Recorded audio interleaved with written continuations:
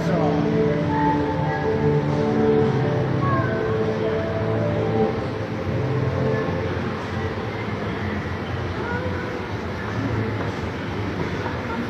hello, seekers! Welcome to Science through Sense.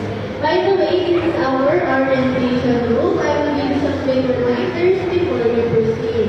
Number one, please watch your steps and belongings inside for we are not liable of your wall.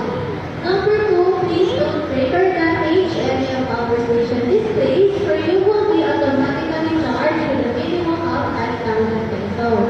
So please don't disconnect, no pulling of any strings inside, and do not lean on mirrors unless the package is sold.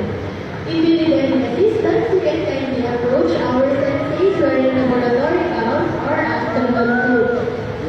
We have 7 stations inside and you have 15 minutes in each station. You need to consume for 15 minutes because once you proceed, you can go back to the previous one. You can only go back if you're going to bake, make slide, or do some mixing. You can take photos and videos inside. Don't forget to tag at #science. Thank you po. Janelle, tara picture.